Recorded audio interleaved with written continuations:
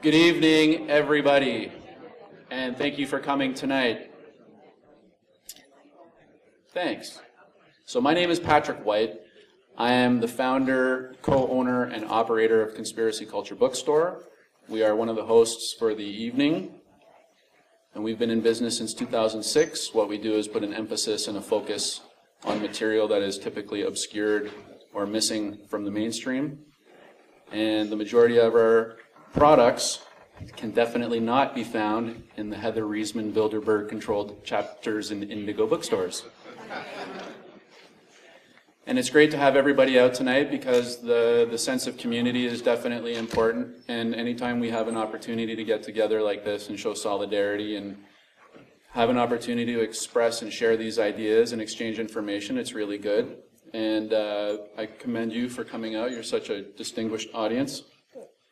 Also, we've got an email list that you can sign up for in the lobby. We've got some interesting events coming out between now and the end of the year. Just today, I booked the flight for Alex Jones's first Canadian appearance, which will be taking place on August 22nd.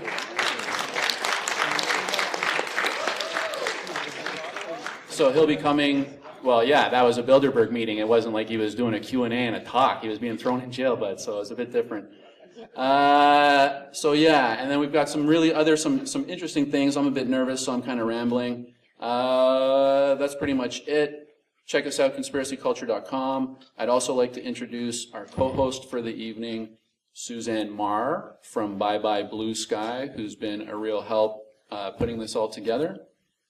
She'll come up and say a few words, and then we'll get right into the program. Don't forget, in the lobby, Elana's books are for sale. They're only $20 flat on special tonight. A great opportunity for everybody to get some additional information, and it really helps everything sort of chug along. Thanks for your attention. Suzanne Marr, everybody, from Bye Bye Blue Sky.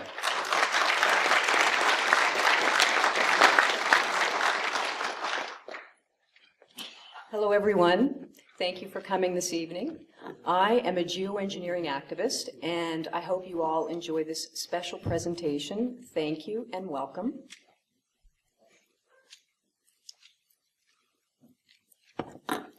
Geoengineering is the manipulation of Earth's climatic systems via aerosol spraying and electromagnetic pulsing. Our beautiful azure blue sky, that is our birthright, is no longer. Our sky and our weather is now owned and controlled on a mere whim by the military-industrial complex for profit and control. You may be unfamiliar with this subject. It is a covert yet hiding in plain sight operation. This will be an eye-opening evening for many. On occasion, we may pick up a book that is so riveting we're almost at a loss for words. The content of such a book is so eye-opening, so unfathomable, and changes the way one can perceive their whole world view. Elana Freeland's Chemtrails, Harp, and the Full Spectrum Dominance of Planet Earth is just such a book. After I read this provocative and groundbreaking book, I felt a compulsion I must try and share this information with other people. I was inspired to reach out to Patrick and Kadena of Conspiracy Culture to get Elana to bring this information to Toronto. I was aware of their terrific event planning and their tireless efforts to expose the darker underbelly of our society. My activism to create awareness about weather warfare has come in many forms. A Facebook wall, Bye Bye Blue Sky, a soon-to-be website, print campaigns, farmers markets, group meetings, poetry readings, subway campaigns. Interestingly, my subway campaign in Toronto garnered a lot of attention. Advertising Standards Canada felt it was breaking advertising code for accuracy, clarity, fear-mongering, and superstition, and was forcibly removed. I sent Advertising Canada 2 tickets this evening, so if you're in the audience, thanks for coming out. Would love to speak to you after the presentation. Hosting Elana in Toronto is a pleasure and an honor. Over the years, Elana has been a Rudolf Steiner School pioneer, teacher, lecturer, storyteller, and writer. She has written for alternative publications, edited the stories of survivors of MK Ultra abuse, and is still ghostwriting books on diverse topics. During her undergraduate days, she studied biology. In 1996, she was awarded a Master of Arts in Great Books and honors for her thesis in history at St. John's College in Santa Fe, New Mexico. In June of 2014, Feral House Books released Chemtrails, HAARP, and the Full Spectrum Dominance of Planet Earth. This is an incredibly detailed and well-researched book with over 600 footnotes. Elana leaves no stone unturned with her exacting, razor-sharp theories and assessments about the world we now live in, yet so few understand. Recently, the Australian magazine Nexus published her article on invasive electromagnetic weapons. Elana is also the author of a fictional American history series called Sub Rosa America, about the deep politics behind the downfall of the United States since JFK's assassination. Elana now currently lives in Olympia, Washington, where she's now begun the sequel to Chemtrails, HAARP, and the Full Spectrum Dominance of Planet Earth. This book is about the next phase of the chemtrails ionospheric heater technology, the space fence. This is a world smart grid enabled by the ionized atmosphere we now breathe. Does the rabbit hole get deeper? You bet it does, folks. The serpentine agenda being implemented for humanity by unseen forces is unfolding as we speak here this evening. Locked into the space fence, Elana will be describing to us how humanity is to be neurologically herded into a transhumanist future. Elana will sift through all the questions and confusions about what is happening with our weather, our world, the disaster capitalists who benefit from it all, and our own very existence. Also, please note, there will be a global march against chemtrails and geoengineering next Saturday, April 25th, from 2 to 6 p.m. at Kew Gardens in the Beaches.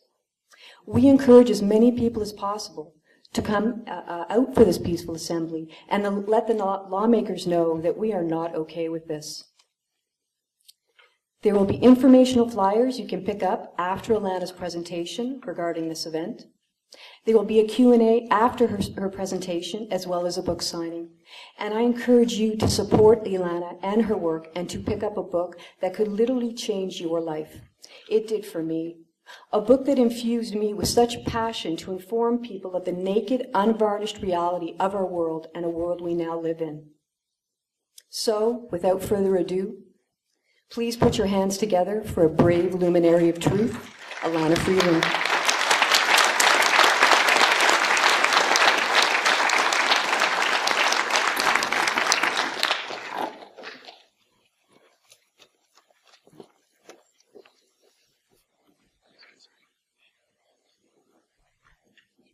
Okay.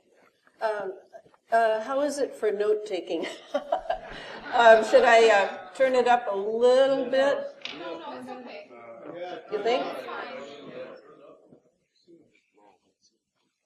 Yeah. That's low, that's medium, and that's high. So low is kind of high for me. Are you guys okay with the dark? Some no, some yes. Let's.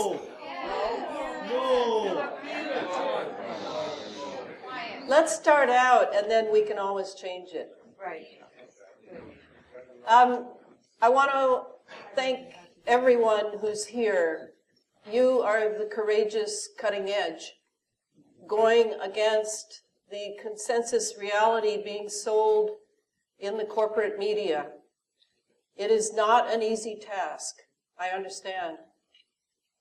And yet, the truth is worth more than gold.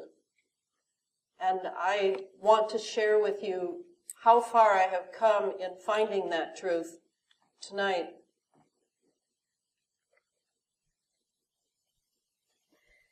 While preparing this talk, I read that 46% of American adults interviewed in major cities have no idea who Edward Snowden is. I don't know how it is here in Eastern Canada, but in the United States, people are inundated by media, virtually drowning in a media environment that has superseded the natural environment. And yet, they seem to know and remember so little. Fewer Americans than ever are reading more than sound bites, and all major media are owned by 6 giant corporations, whose CEOs, publishers, and editors view the role of media in our technocracy to be that of a drug delivery system, not of truth-telling. Thus, it should be no surprise that burning issues such as the one I am presenting tonight and activists such as myself are marginalized as conspiracy nuts. And scientists stepping forward to sound the alarm are immediately discredited, ostracized, and even killed. The number of Western scientists who have died strange deaths or disappeared over the past 2 decades is extraordinary. Because research is often controlled by the military-industrial intelligence complex, grant monies that fund it, scientists' work is often compartmentalized under need-to-know clearances and confidentiality agreements. These scientists may indeed be aware of much that will be discussed tonight, but they may be afraid to speak out.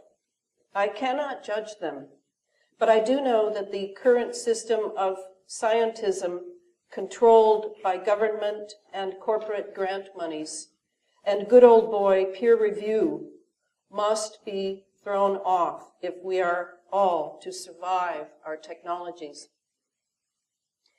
The internet may be imperfect with its soundbite, commentary, mis- and disinformation, and outright surveillance.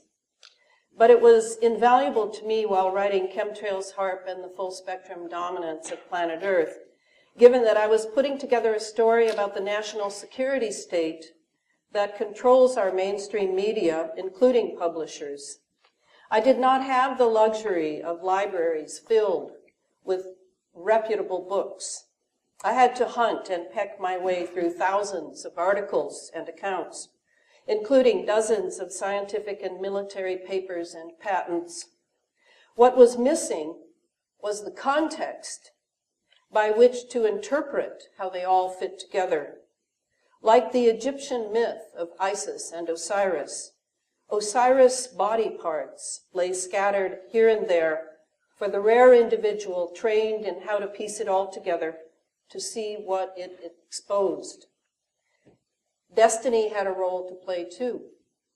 I became good friends with Clifford Carnicom, the independent scientist who had spent years collecting and analyzing the fibers falling from the persistent contrails over northern New Mexico.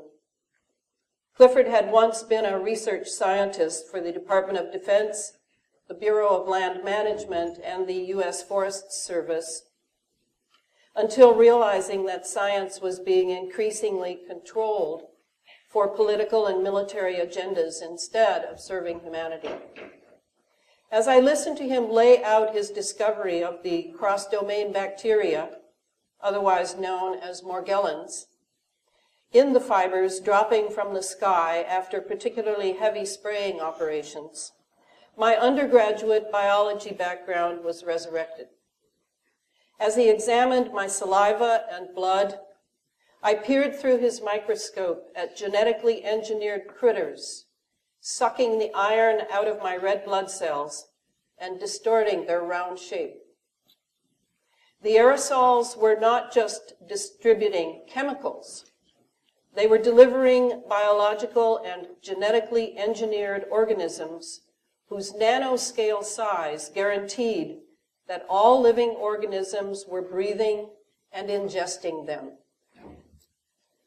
Tonight, I will take you through what became the Chemtrails HAARP Technology Meat and Potatoes book, on sale outside, plus the discovery process I am now engaged in for the next book on what the military calls the space fence. Now and then, I will reference some of the extraordinary researchers I have encountered since your own Richard Syrett interviewed me on Coast to Coast radio a year ago. I apologize in advance for my amateur attempt at a PowerPoint presentation. I'm a writer. All right, so we begin. Let's begin with the present media debate over geoengineering, climate change, and global warming. Is it really as simple as this 2-minute YouTube portrays it? I'm going to try to make it a little bigger.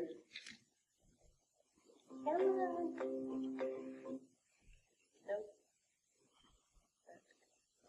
See what I mean?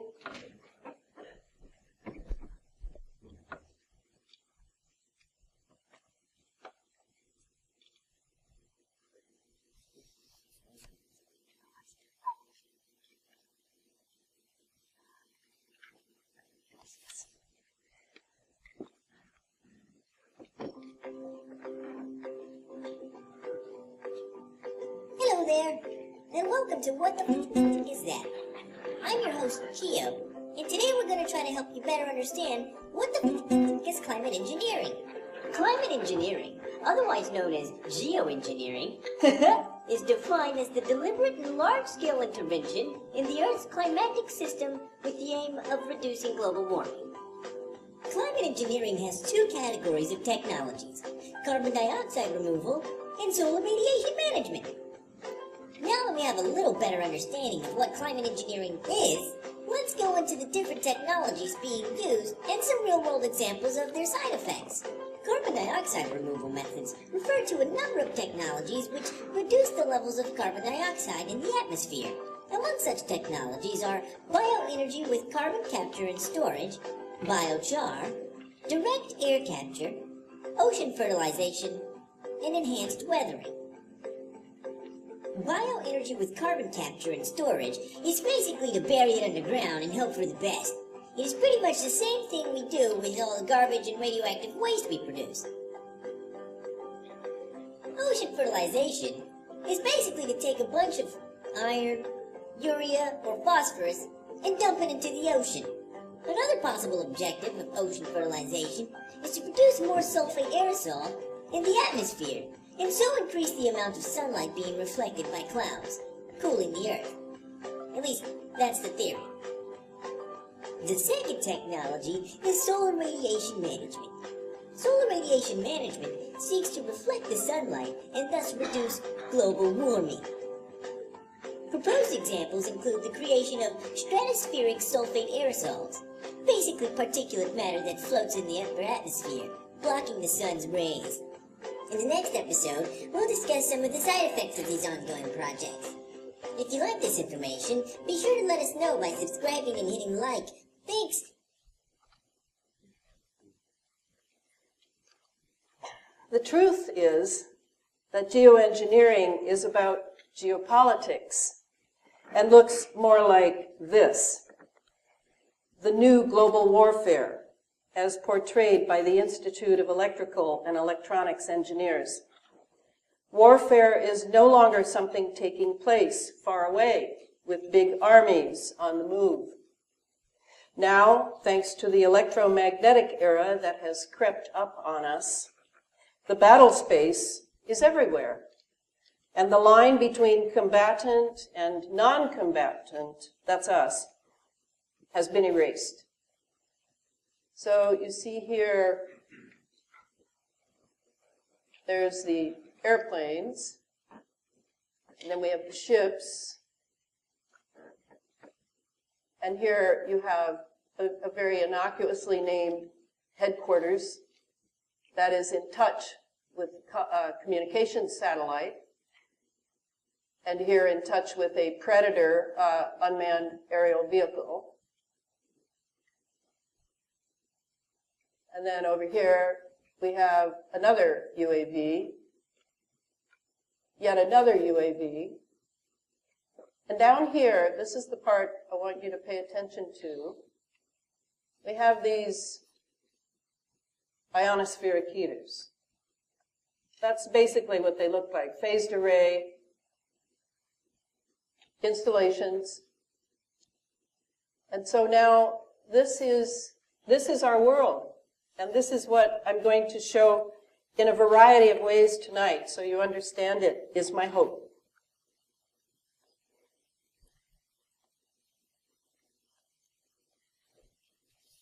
With the expansion of military battle space and the redefinition of warfare as asymmetric, with non-lethal electromagnetic weapons, it should come as no surprise that the military outlook on non-combatant populations should change as well.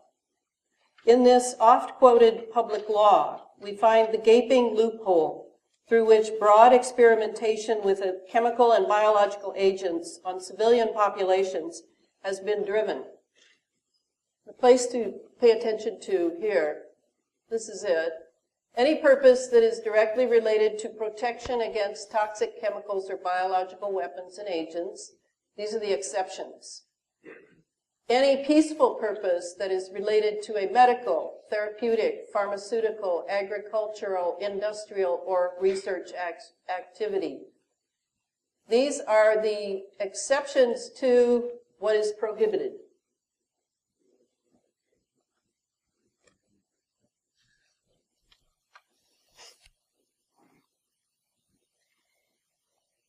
HAARP, the High Frequency Active Auroral Research Program, was research. But was it for peaceful purposes? And chemtrails were part of it, despite the suffering of citizens, the breathing in of conductive metals and polymers, the soaring increase of respiratory ailments and asthma, the alkalinizing of the soil, the acidifying of the oceans, the endless obscuring of the sun. And yet the media catechism was that trails filled with chemicals, chemtrails, don't exist. We are looking at normal water condensation, contrails that just happen to last for hours, while transforming into what has now been consecrated with its own Latin name, cirrus contralis. The military has lusted after weather control since long before the European wars. Indeed, weather has defeated many a battle strategy. Even the atomic bomb on July 16, 1945 at White Sands Missile Range had to be postponed several hours due to weather. From Project Storm Fury, also known as Project Cirrus, to Operation Popeye in Vietnam, the U.S. military has diligently pursued cloud seeding and chemical cauldrons in which to mix rain, wind, and drought for warfare purposes. Chapter 1 of Chemtrails, HAARP, and the Full Spectrum Dominance of Planet Earth surveys the extensive experiments that finally led up to the present covert chemtrails radio frequency programs that all NATO nations are suffering under.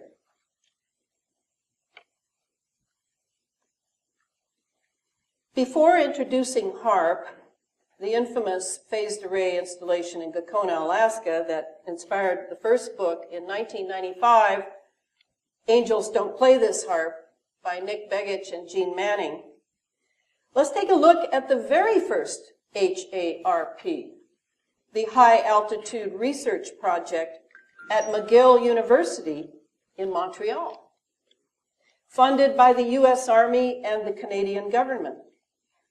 This first HAARP was headed by Toronto's brilliant arms inventor, Gerald Bull, who entered Toronto University at 16 and at 22 was the youngest PhD in Canada.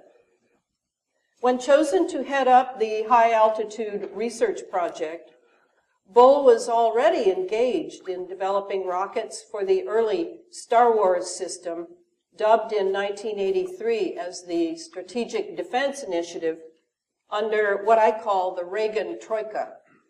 President Ronald Reagan, Vice President George H.W. Bush, and Secretary of Defense Dick Cheney. Gerald Bull wanted to launch satellites into the upper atmosphere, not by rocket, but by a 16-inch sectioned supergun, a term coined by science fiction writer Jules Verne. After announcing his withdrawal from the HAARP program and starting his own corporation, Gerald Bull was killed in Brussels on March 22, 1990. The following year, Frontline News, in its special on Bull entitled "The Man Who Made the Supergun," referred to his death as a state execution. Bull's harp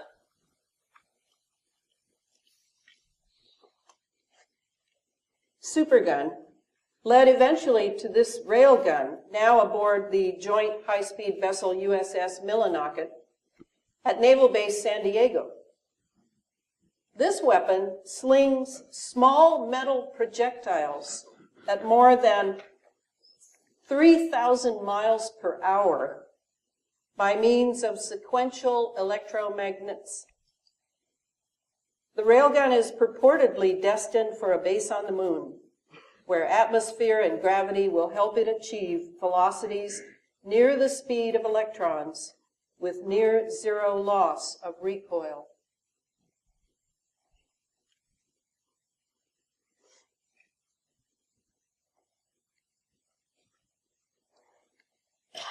Here is a cross-section of the Van Allen belts that protect our planet from solar winds, radiation, etc. Only recently has it been admitted that in the 1950s and 1960s, one thermonuclear test after another was detonated in the Van Allen belts under operations Fishbowl and Dominic, Yucca, Teak, Orange, Argus, etc. These tests trapped high-energy electrons and formed new radiation belts. But they also disabled satellites in low Earth orbit. For more dubious tests during the Cold War, see Chapter 1 in the book.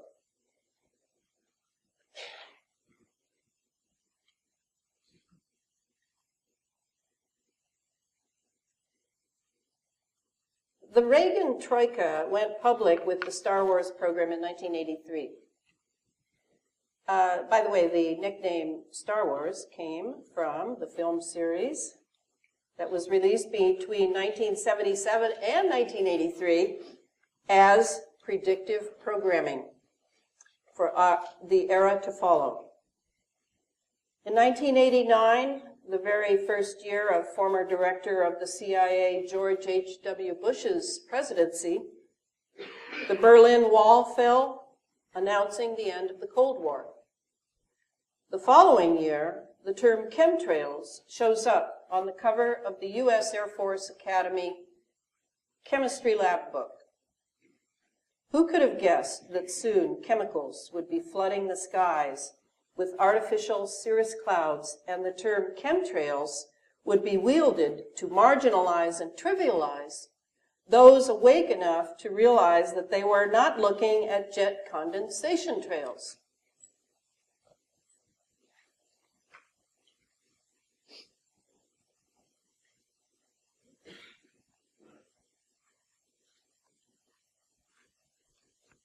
The term chemtrails also shows up in the executive summary of the HARP program. The executive summary can be found in the cutting-edge document Air Force 2025, which also includes the better-known weather as a force multiplier, owning the weather in 2025. Within a chemtrails context, the executive summary clearly states HARP's reliance on extremely low frequency, or ELF, waves, as does Dr. Bernard J. Eastland's 1987 HARP patent, which I deconstruct in Chapter 2 of the book. Reliance on ELF waves leads directly to a reliance on conductive nanoparticulates in the lower atmosphere, or as the military likes to call it, chaff.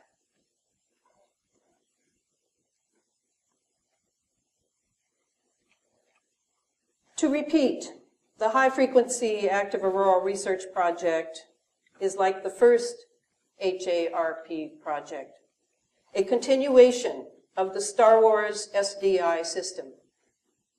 From the late 90s to the summer of 2012, the unparalleled ionospheric heater up in the Arctic Circle was experimenting with the ionosphere, the magnetosphere, and our own troposphere. HARP is a phased array with 180 antenna units organized in 15 columns by 12 rows, yielding a maximum gain of 31 decibels. Originally, it was jointly managed by the U.S. Air Force, the U.S. Navy, and Defense Advanced Research Projects Agency, or DARPA, in conjunction with the Geophysical Institute at the University of Alaska.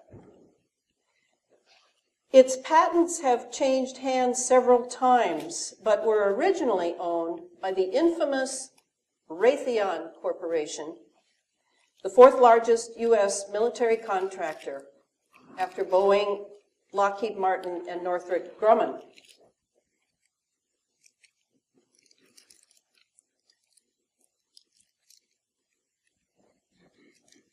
HARP was not the only phased array antenna farm. Here are a few more that were active at the time. In the book, I list 50 or so installations utilizing radio frequency and microwave technology for planetary military agendas. Today, what the HARP research program discovered has been converted into a digital web of instruments that span the globe and comprise the terrestrial and atmospheric components of what is known as the space fence. So here we have the high-power auroral stimulation, HIPAS, up in Alaska. In Puerto Rico, we have the Arecibo Observatory. The observatory in this, oh, look at that. That made it larger, good. Now I have a new technique. And then finally, the Jicamarca Radio Observatory down in South America. And the other one shows the International Radio Observatory, HISCAT, in, it looks to me like Norway, along with ISCAT, the European Incoherent Scatter Scientific Association. ISCAT preceded HARP, but HARP had more power, as I'll explain in a moment. Then the National MST Radar Facility, Sura over in Russia, Jindali Operational Radar in Australia, etc. Okay. Let's just review. Maybe we haven't done this since science in high school, some of us. Let's look at this for a moment. Most of the things I want to point out are, I want to show you where the troposphere is. That's us. Little teeny weeny little troposphere there. Now fully ionized. This goes from 0 to 20 kilometers. Then we have the stratosphere, which goes from 20 to 50 kilometers. The mesosphere from 50 to 80 kilometers. The thermosphere from 80 to 690 kilometers. And then everything above that is called the exosphere. But the ionosphere itself, which is not shown in this lovely chart from the book, goes from the top of the mesosphere to the top of the thermosphere, to give you an idea of the ionosphere. And the magnetosphere, which is the outer layer of the ionosphere, goes all the way up to 60,000 kilometers. In 2012, oh, and then the other thing I wanted to show is, this is not entirely accurate. Here's our visible and IR, okay, infrared. And then you have UV, and finally X-rays over here. I wish I had a whole chart because it's very dramatic to see how little our visual range is in the electromagnetic spectrum. Very, very narrow, and it makes us very vulnerable to this technology. Can you see that? Okay. In 2010, mainstream media reported that scientists were, quote, baffled, unquote, by the collapse of our thermosphere 56 miles above the Earth's surface. And then, in turn, they were relieved when it seemed to, quote, rebound, unquote. NASA and the Naval Research Lab called it a space-age record. Well, I'd like to be a fly on the wall to find out what experiment had completely collapsed our thermosphere.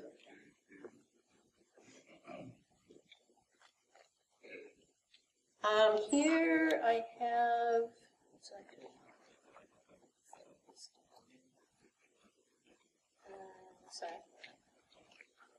HAARP, ionospheric heater propagation. Okay, this is how HAARP works.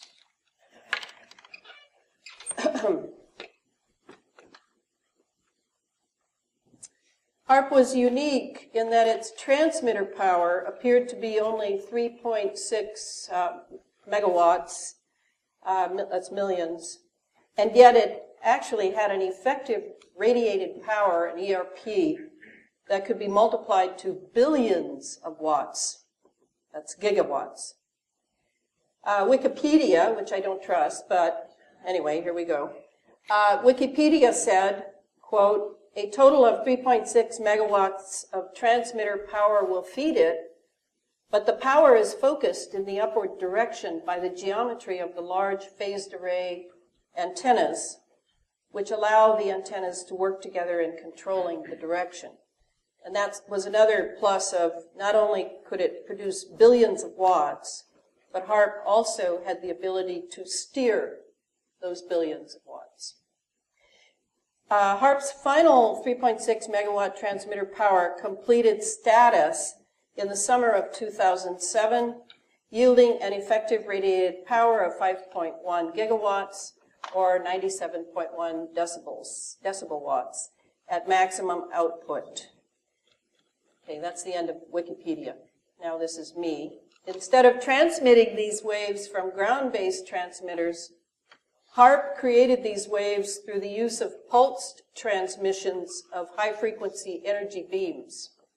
To put it another way, HAARP duplicated the ELF signals by turning their signal on and off at rates within the ELF range, which is from 30 to 3,000 cycles per second.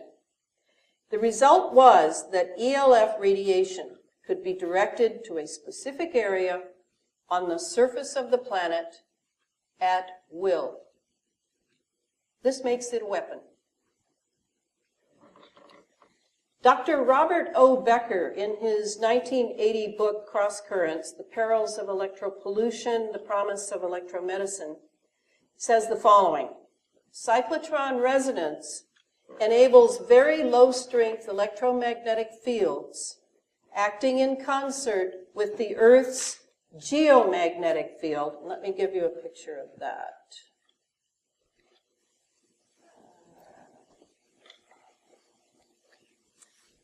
To produce major biological effects by concentrating the energy in the applied field upon specific particles, such as the biologically important ions of sodium, calcium, potassium, and lithium. By virtue of cyclotron resonance, and that's what you're seeing here, this is a picture of what we have millions and billions of. We have these magnetic lines of force. They're all coming down. They're very close together. And what HAARP is able to do is it zaps the ionosphere, and all those freed electrons begin to spiral like a fireman's fire pole down these magnetic lines of force. And this is what we're breathing. This is what I mean by an ionized atmosphere. This is not being done on the scale of HAARP at this time, but it is being done by other ionospheric heaters. All right? What does it do to us? Well, as Dr. Becker said, one thing, it enables very low electromagnetic fields acting in concert with the Earth's magnetic field that the bees follow, that the birds follow, the magnetic field, to produce major biological effects by concentrating the energy in the applied field upon specified particles, such as the biologically important ions of sodium, calcium, potassium, and lithium. In other words, what it does to us is with the proper frequency, all our organs have a certain frequency. As the parts of our brain has different frequencies. All of our emotions have frequencies. With the proper frequency, and these electrons, freed electrons, ions, coming down and impregnating the air in an electrical way, these impact our physical body. And as they tweak the frequencies in this technology, which they have been doing, then different parts of us, different populations, different geographic areas, different species of animals will go through certain changes. Up to now, it has all been experimental, is what I say. That's not what everyone says. Some think it's population eugenics. I don't. I think we're much more valuable as guinea pigs and petri dish experimentation. What changes will it bring about? Well, it'll affect your potassium levels, all the ions that you have in small quantities that can send you into mental illness, can send you into cancer. This is a very fine, natural system that is now being externally manipulated and experimented with. Okay.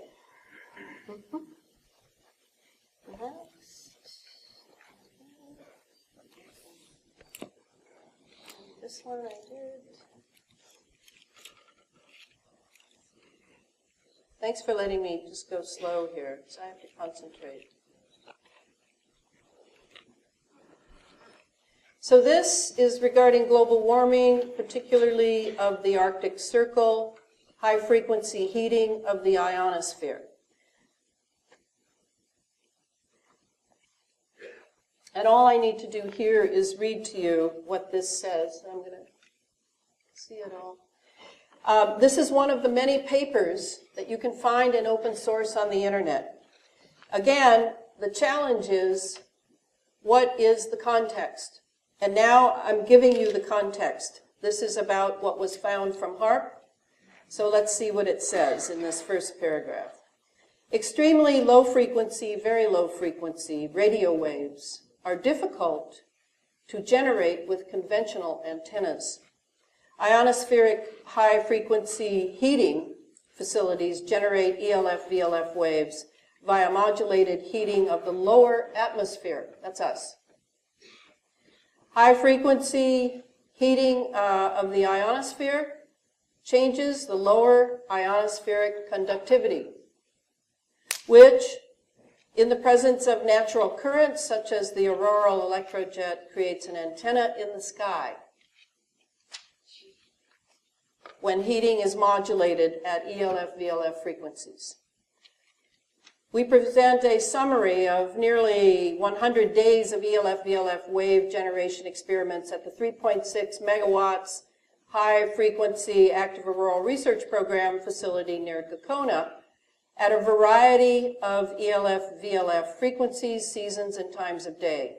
We present comprehensive statistics of generated ELF-VLF magnetic fields observed at a nearby site in the 500 to 3500 hertz band, etc. So all the time that people have been arguing what HAARP is doing up there, it's all in papers on the net, I assure you. Everything is there, but what was lacking for us was the context. Now here's the magnetosphere. I just want you to try to, I mean, a lot of this, we're talking space age, right? We're talking the cosmos. We're talking that the upper atmosphere is being manipulated for the sake of control in the lower atmosphere. So we're going to have to learn to visualize. These concepts are not easy, but they're not impossible either. And so this picture is pretty good. What you see here is the interaction between the geomagnetic field of the Earth and the magnetosphere. Another way of looking at it is the next one. This one I really like because this is by a man named Bruce Cathy. Has anyone here read Bruce Cathy? He's an Australian. He's a New Zealander. Sorry if any Australians are here. I apologize. New Zealanders too. He's a New Zealander. He just recently died. Great man, great mathematician. Simple man. He was a pilot in New Zealand who kept getting stories from pilots about UFOs. So, being the open-minded scientific type that he was, he didn't disbelieve because he was seeing things while he was piloting north and south in New Zealand. And he ended up writing 4 books. And now he has gridded the entire Earth. And you can go to that at the http://www.worldgrid.net. And you can purchase that software. You can find anything on Earth that is intersecting with the magnetosphere and the world magnetic grid.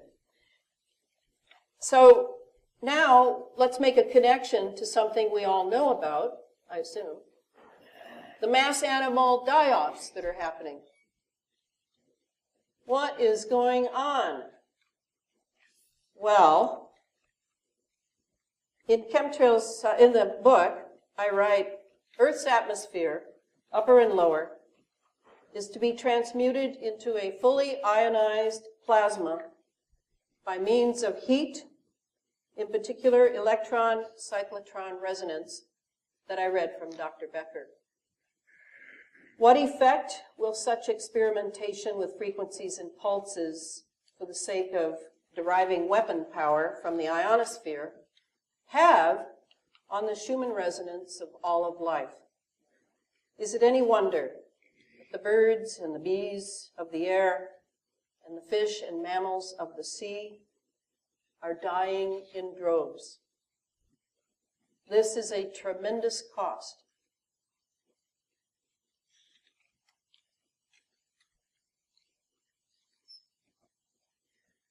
All right.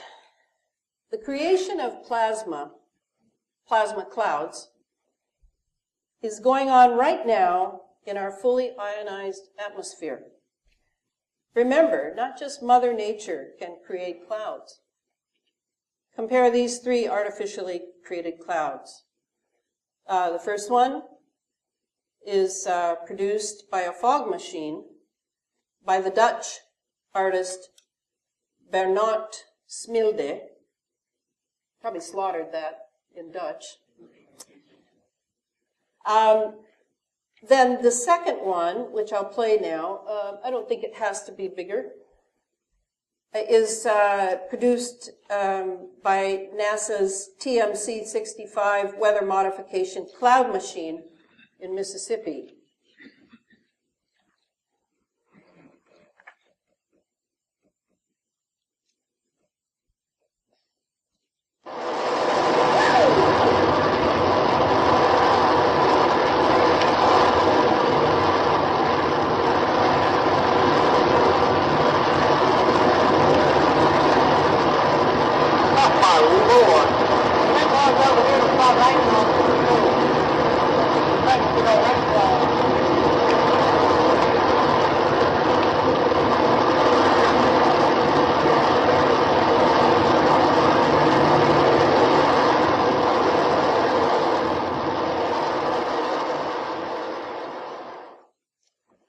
This is the shuttle. And then the third example is this. Let's see if we can read some of this. Okay, what you're seeing in that chart of 6, you can read it. Yeah, it's large enough for you to read it. This is the U.S. Naval Research Laboratory from the Plasma Physics Division working at HAARP up in Gakona, successfully produced a sustained high-density plasma cloud in Earth's upper atmosphere. They announced this, I believe it, 2013. Well, shoot, they've been doing it for years. But apparently it was time to trot it out for public accolades. Previous artificial plasma density clouds have lifetimes of only 10 minutes or less, said Paul Bernhardt, NRL, Space Use and Plasma Section. This higher density plasma ball, plasma orb would be another word for it, was sustained over 1 hour by the HAARP transmissions and was extinguished only after termination of the HAARP radio beam. So the difference between this and what we're seeing up here, where the chemtrails laid by the jet then slowly over the next hour or more dissipates into a cirrus cloud cover. The difference between that and this is that they had a radio beam, that's radio frequency, targeting that particular plasma cloud for that long. And that's how long they say. And of course they say it, so I'm immediately wondering if it's true, but I can believe that. Our atmosphere is now a cloud chamber, and the clouds above our head are, for the most part, anthropogenic, made by human beings. 10 years ago, mainstream media commented upon, quote, peculiar snowy white streaks, unquote. But now meteorologists on primetime weather shows fumble to avoid mentioning these same streaks and what satellite weather maps are actually viewing. So something has happened in the last 10 years where there's more hiding going on in the media. This picture is, let's see if I can get it over here so you can see it there. Clifford Carnicom in 2000 wrote this about this cloud. He was still examining the clouds at that point. He's moved on now to, he's isolated the DNA of the cross-domain bacteria and is busy writing papers about what he's finding. But at that time, he was still making those connections between the chemtrails and what he was finding in the fibers. And he was breaking into the fiber that held deep in itself, under 5 layers, the cross-domain bacteria. Okay, so here's what Clifford wrote under Synthetic Clouds Revealed. The material of the clouds is shown to have density, form, and behavior unbecoming of water vapor. And it has all the appearances of being, at least in part, of a synthetic nature. This material and form of cloud has been observed on numerous occasions in Santa Fe, New Mexico during the past year and a half of the spraying program, and has always been suspect because of the unusual textures observed. The patterns and textures referred to have frequently been described as cottage cheese or tortoise shell. In nature, by some observers, a classical assumption would be altocumulus. Okay, so let's just look at a few clouds here. This is Cirrus contralis. We might as well use their term. We used chemtrails, why not? And let me go back to that. So here you have that feathery, this is relatively new, that feathery look. I don't think that was happening 5 years ago. So my assumption, and it's only an assumption, is that the chemical mix is different. And the atmosphere is different. This is a different time than it was 5 years ago. So that's possible. Okay, here's another one, another cirrus. In this case, you see it from horizon to horizon. Again, I ask you to note, you see where it's darkened? That looks like some of the moisture has been retained from perhaps a normal cloud. Much of the weather that we're seeing, certainly I in the Pacific Northwest am seeing, is straight out of what is called the Pineapple Express. The U.S. Navy is producing weather engineering out in the South Pacific, and it is collecting the moisture and driving it east and north. Of course, bypassing California, because the drought in California, now into its 4th year, is intentional and must be experimental, along with there must be some fat cats making a lot of money off of the fact that California is almost out of water. So there are various experiments going on, including economic and political, not just biological, not just chemical. Here we have a horizon to horizon, and it is dissipating out. But sometimes you'll see it's centered, and sometimes it's just crisscross, right? Various styles of clouds. Here's yet another style. This is an interesting one. This was in 2001 when I think it says here, an American bomber left a contrail over the Tora Bora region of Afghanistan. I think sometimes the patterns are giving a message. Another message that I would say is a message is one of these. X marks the spot. What it really means, I can't say that I know, but it looks to me like a marker. And from an aerial perspective, it certainly would be a marker. Okay. Then here's a real beauty. Some people are so enamored of these clouds they don't know. This was in Nelson, BC, last November. And it is quite stunning. But see those layers? Those are layers.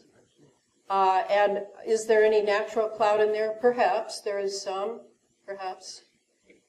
It's really hard to say, because one of the facts that a lot of people don't realize is that a lot of this voodoo and magic, chemical alchemy going on in the skies cannot really be done unless there's some part of the weather that is natural.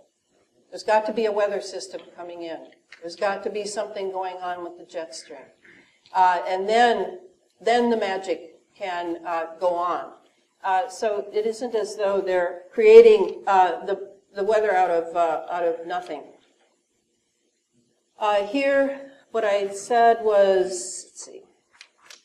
From what we can tell, this photo first appeared on the internet in 1999, and the U.S. Department of Defense intel analysts have been busy trying to remove or recontextualize it. A now-dead NASA link claimed that the C-130 formation photo was taken during tests on vortices behind aircrafts. It clearly shows some kind of man-made chemical trails being distributed. Okay.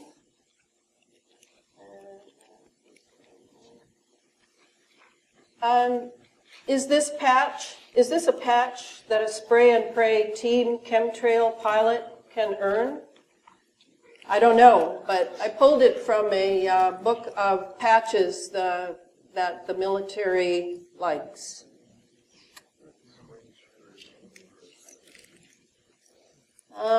Finally, we come to this really fun little video regarding the delivery system. So I'm going to see if I can make it bigger.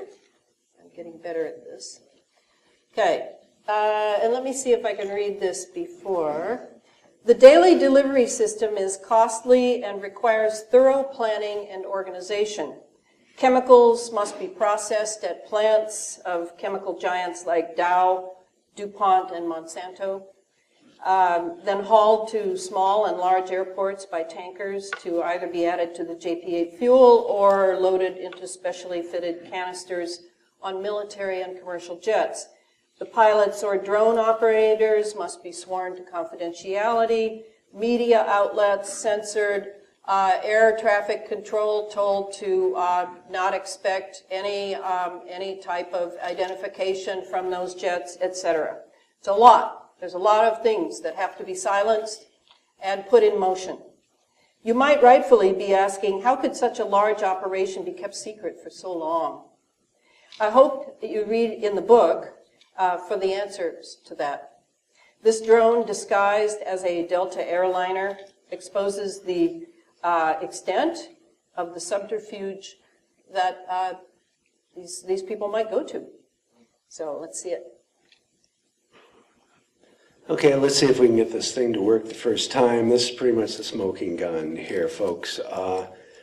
The spy drone planes disguised as Delta airliners. One guy said that that was what I had videotaped before was an MD-88, I believe. Well, these things are made to look like Delta airliners. Let me blow this picture up for you. You see here, this out at the Kingman Airport. Let me see if I can get it to work. And they paint on the windows, they paint on the doors. It's not even a really good paint job. It's like an amateur painter came in and painted on the windows, the two doors, even the front windshield. It's not a windshield.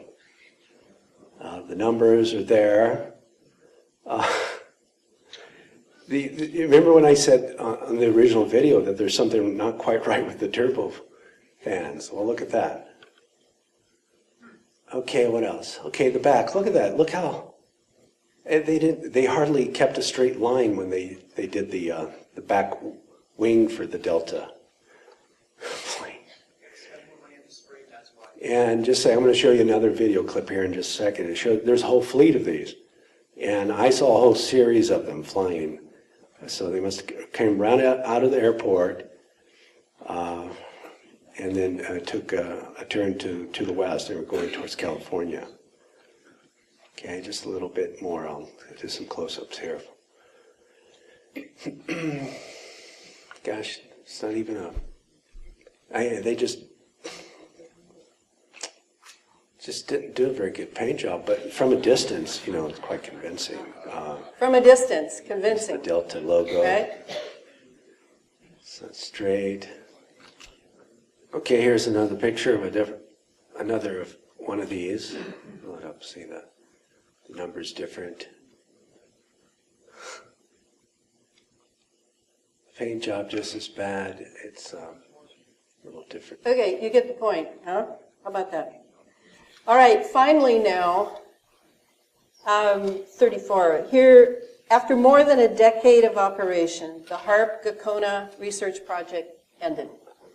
Of course, many are still suspicious of yet another government lie.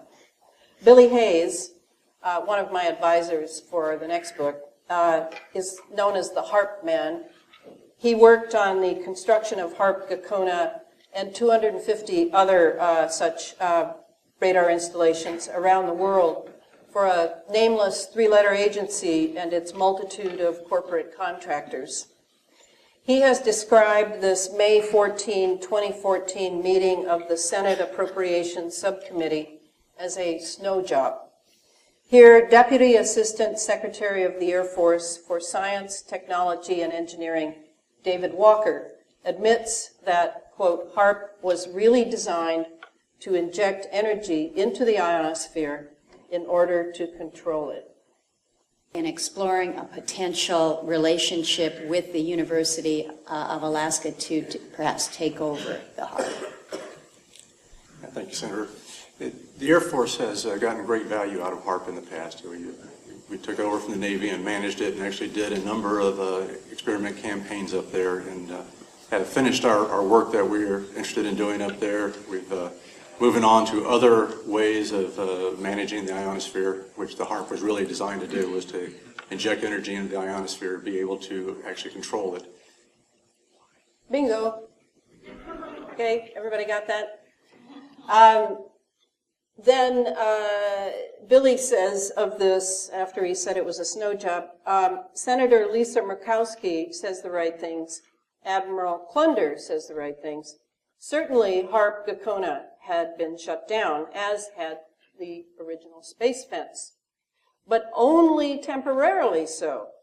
Each is being upgraded, retooled, and taken deeper black. In June 2014, Raytheon and Lockheed were awarded contracts to upgrade the new space fence systems with digital high-frequency HARP technologies to the tune of $879 million. All right. So that, I want to put that out there because I don't want to answer that question anymore. Isn't it HARP? Isn't it HARP? It's not HARP now. And I'm going to show you what has taken its place, some of what has taken its place. A very huge global system has taken its place now that the research is over.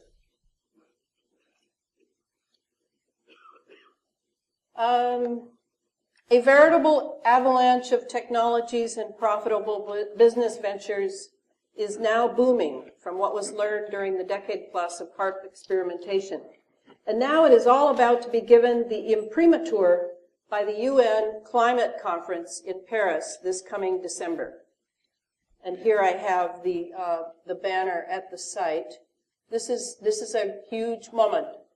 This is when it will be legalized and when all the nations will sign on the dotted line to start paying their carbon taxes to pay for the next geoengineering phase that we've already been under for 15 years. And this is from the site also. In 2015, France will be hosting and presiding the 21st century, 21st, I was like, oh yeah, Agenda 21, the 21st session of the Conference of the Parties to the United Nations Framework Convention on Climate Change, COP21, CMP 11, otherwise known as Paris 2015, from November 30 to December 11, 2015.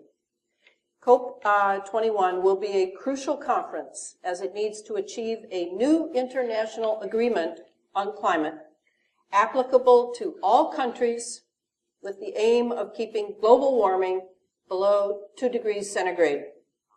France will therefore be playing a leading international role to ensure that points of view converge and to facilitate the search for consensus by the United Nations, as well as within the European Union, which has a major role in climate negotiations.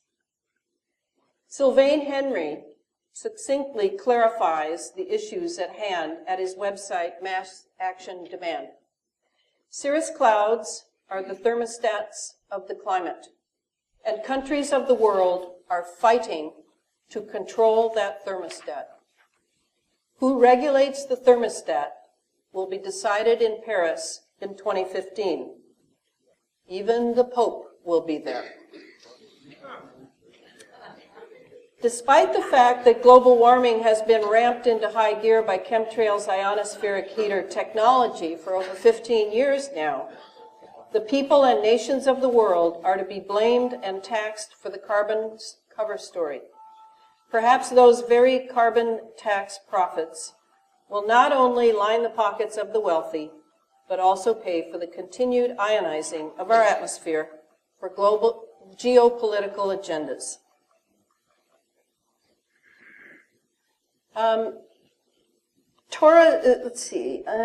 Weather modification is another great moneymaker now that chemtrails ionospheric heater technology can create droughts. Artificial atmospheric ionization is a lucrative rainmaking technology. Here is a 2005 paper from the 16th Conference on Planned and Inadvertent Weather Modification that explains how the charged nanoparticles being delivered in chemtrails can be used to modify the weather, just as galactic and coronal rays have done for eons. So now anthropogenic weather modification will be taking over the role of the galactic and coronal rays, is their idea. I'm not going to read this. I just wanted you to see how far-flung their objectives are.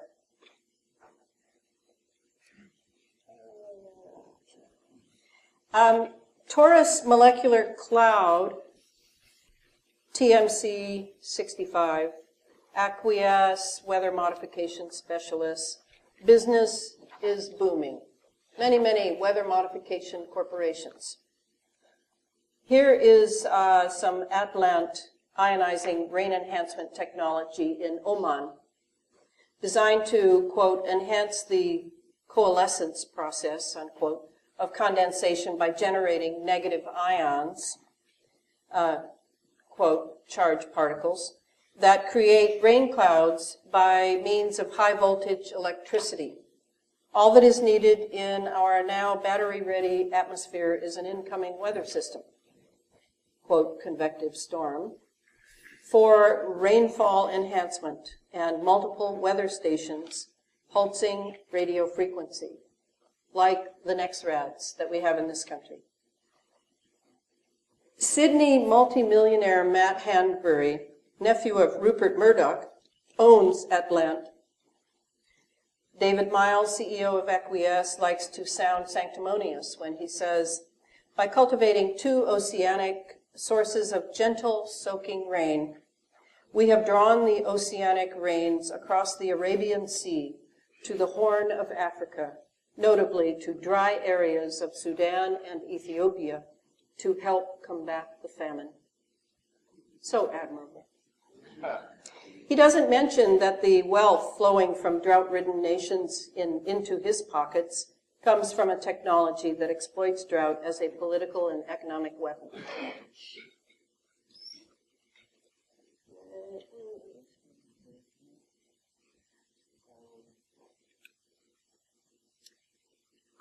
Okay.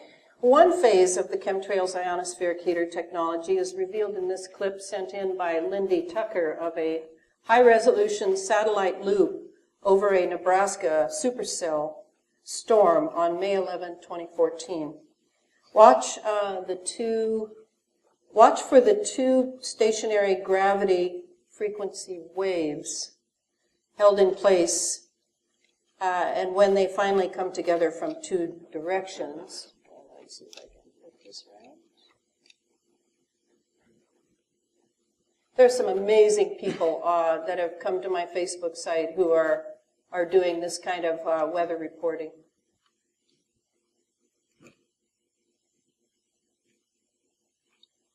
So what you're looking for is, let me get my,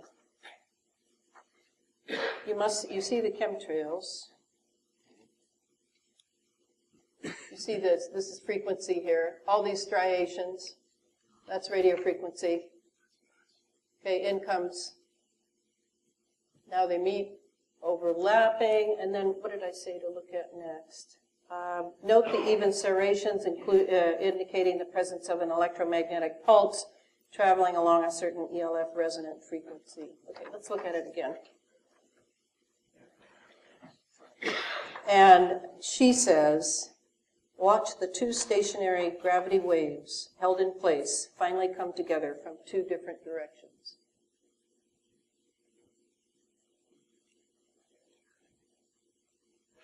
Right here.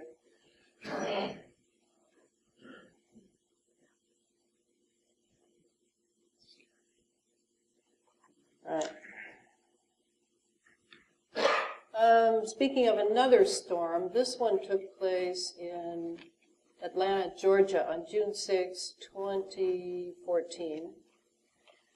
And what I say about this one is that this storm-making technology can be made to appear absolutely natural and is a challenge for accurate observation. In June 2014, a mesoscale convective system, otherwise known as a thunderstorm, composed of multiple cells of wind, hail, tornadoes with a convective available potential energy, called CAPE, of 4,000, cut a swath across northeast Kansas, northeast Oklahoma, southern Missouri, and northern Arkansas on its way to western Tennessee. Immediately after the storm departed Atlanta at sunset, this sign and wonder was left in its wake. Interestingly enough, the Washington Post referred to the storm as savage and beastly. Pay attention to those adjectives. Looks like it's being mythologized. Unbelievable. I've never seen a rainbow like this before. The entire freaking sky. Like 2 of them. Unbelievable. One side to the other. So maybe Whoa! that was electrical.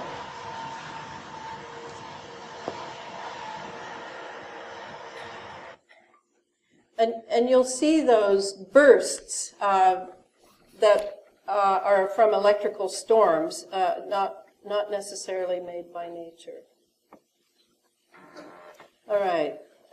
Then in this one, let's take a closer look at the extremely low frequency or ELF waves that play so heavily into ionospheric heater technology, especially in its tomographic or earth penetration function that can spell earthquakes, yet another aspect of the economic and political agendas behind weather modification. Okay, here's another video. I'm going to make it bigger. Dr. Agnew experienced the power of ELF waves firsthand back in the 1980s. He was hired by an energy company to locate oil and gas using the same kind of ELF waves at much lower frequencies to carry out his search. It's a process called earth tomography. But during one particular incident, Dr. Agnew believes his use of HAARP-like ELF waves accidentally triggered an earthquake. It was in the spring of 1987 we arrived in Roseburg, Oregon to use our ELF technology to search for oil and gas. Setting up that day, we had a little bit different results than we expected because the instant that we energized it, there was between a 4 and 4.5 on the Richter scale earthquake that occurred. We were so amazed about what seemed to be cause and effect. We get to an area that has a high propensity for earthquakes in an area known as the megathrust of the Pacific Northwest. We turn it on and the earthquake occurs. Dr. Agnew demonstrates how he may have triggered the quake. This is a scale model of what the area looked like in Oregon when we scanned for oil and gas in 1987. The strata right here represents the megathrust area underneath the ground. The rock represents the potential energy set up in the ground from a tectonic stress. What we're going to do is introduce ELF waves and demonstrate that it can in fact trigger an earthquake. In this case, Dr. Agnew is using a stereo speaker to produce the ELF waves needed for his demonstration. ELF waves, extremely low frequency waves, are just like a subwoofer. In your car, you can actually feel the vibrations through your body. ELF waves are the same way. They vibrate the earth, and at right resonant frequencies, they can have devastating effects. When the speaker is activated, ELF waves begin to emit. Tiny vibrations in the sand are detected. Then a few seconds later, the rock representing a fault line shifts. As you can see, in a very few seconds, the resonant frequency built up in our model released the potential energy in the rock. That concussion, on a real scale, would have been felt for 100 miles. These conditions are already set up in the ground. All it takes is the activation energy to make the release happen. This is a small scale, and we're only using 30 watts in this scale. When HAARP's broadcast array in Gakona, Alaska sends pulses of ELF waves into the ionosphere, the waves get reflected back down and pass through the earth and ocean. If 3.6 million watts of ELF waves were purposely or accidentally aimed at an already unstable fault line, it could, according to Dr. Agnew, cause a tremendous earthquake. Looking at just simple instabilities, what does it take to create an avalanche? A guy walking across an unstable ice field. What does it take to trigger an earthquake? The right signal coming in when the pressures are already built up and they're at their threshold, that feather, and in our case that hammer, releases that energy. All right, now let's take a look at Japan. All right, here's Japan. I never noticed how much it looks like a dragon, doesn't it? It's tremendously like a dragon.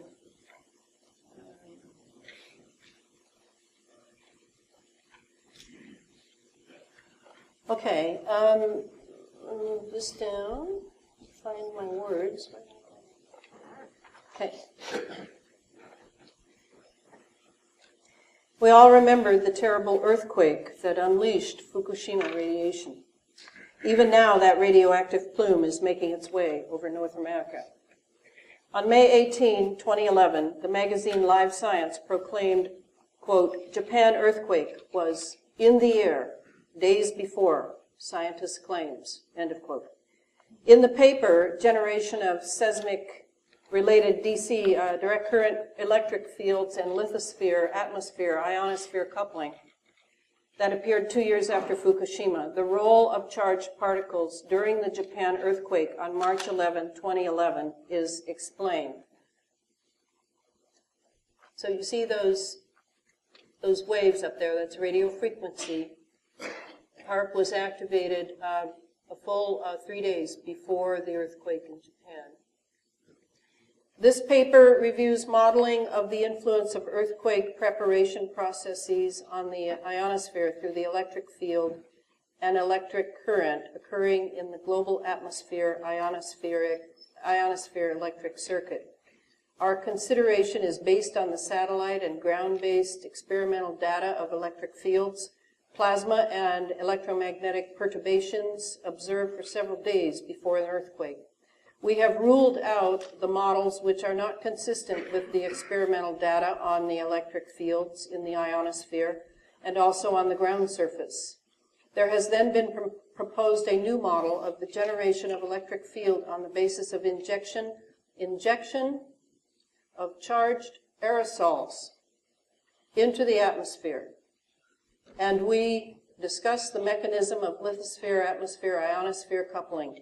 It is then shown that such changes in the electric field within the ionosphere induce a variety of plasma and electromagnetic phenomena associated with an impending earthquake. So the coupling that it's talking about is definitely something that the aerosols loaded with conductive metals and HAARP could pull off. And it is, in the book, I explain why I'm quite certain that's what happened. By HAARP. Yes, it was. And there are political situations going on in Japan at that time that I talk about in the book that are worth reading. Yeah. Okay. All right. So here, a case study.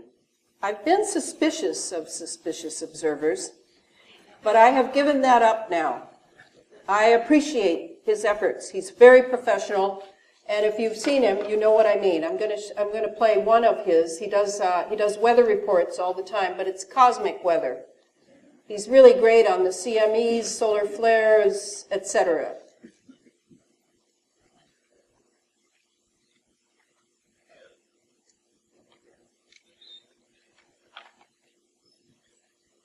Good morning, folks.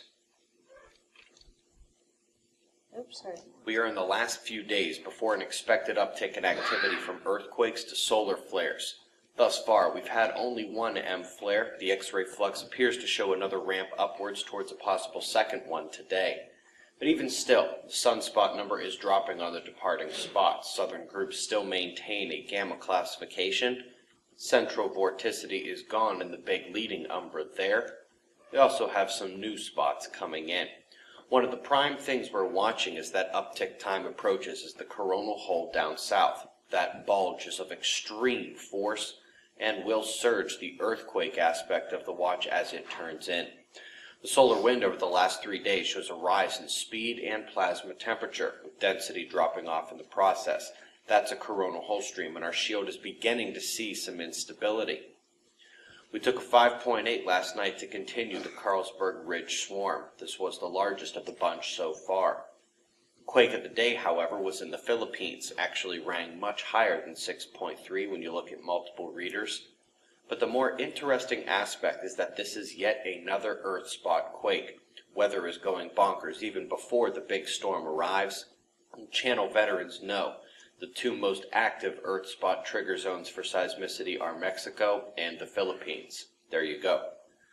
We're within the beginning stages of that planetary geometry. Let me turn off the atmosphere and bring us to noon here on Stellarium. Over the next few days, there's Mercury coming in to conjoin the Sun, and you can't see it, but Ceres is right there too. Moving to today's featured links, during a November Fly on the Wall episode, we said that aerosol spraying in the sky was going to be thrust into the limelight soon. NASA is nudging that along here, still claiming these are regular contrails, but as the topic gains traction, the massive body of work online will be found by anyone looking into the topic. We've also got a great article on exoplanet research linked from the Harvard-Smithsonian Center for Astrophysics, looking for super-Earths. We're at the U.S. West Coast where a massive storm sits just offshore but already draws its convergence over the land there. That's a major flow to the drought zone. Back east, we see a high-pressure node at the Great Lakes reinforcing the convergence drawn way south from a northern low off-screen here. You can see the cloud line following it. And once again, we have watches from coast to coast. Eyes open in your area. In Europe, the Mediterranean lows remain, but we've got a bigger one. I'm going to stop there. We just are going to have ours. Notice that he's looking at the cosmic events that precede the earthquake possibilities. Again, it's that weather needs to be present for the technology to develop and turn in a different direction. Expand it, contract it, but it needs to be there on its own. So that's the value to me of suspicious observers. He gives you that big planetary picture. Now we can go to the case study. Being very patient, thank you.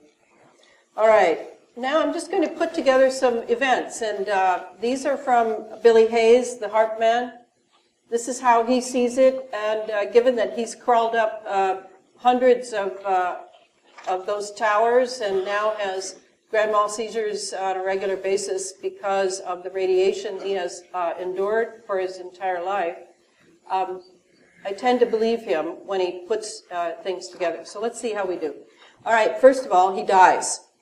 He has a death of heart failure in Kansas, exactly at the moment that a pinwheel HAARP ring explodes into activity in central Mexico.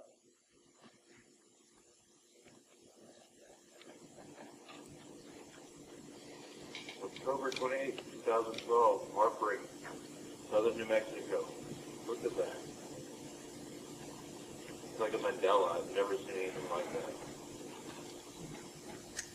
Oh, what do you think? Let me know.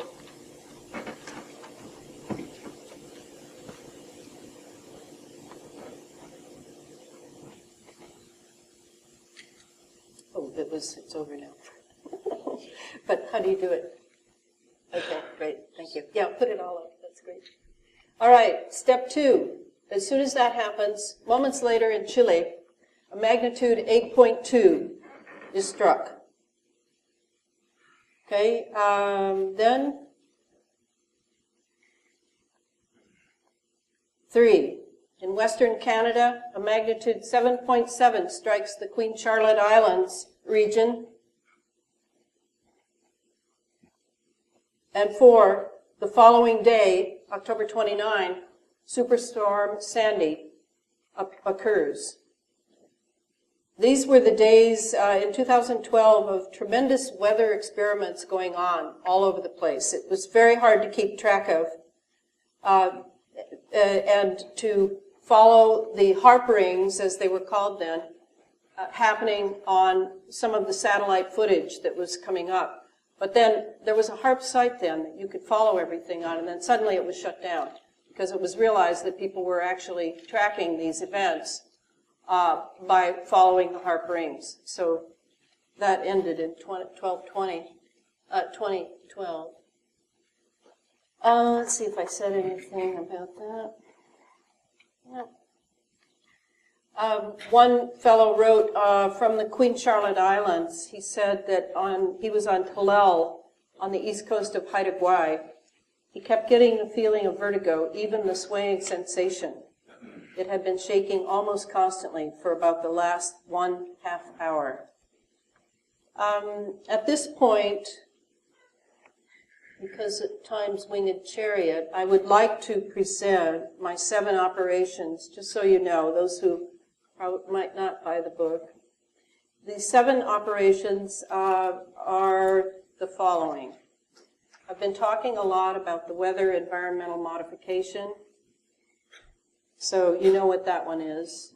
And environmental modification, as far as that one goes, that includes planetary geophysical operations, but I'll discuss that when I get there.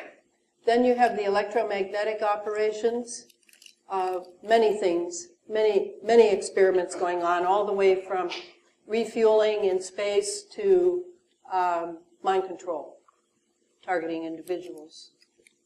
Then you have the asymmetric warfare operations, in a way dovetailing with the electromagnetic because of the non-lethal weapons.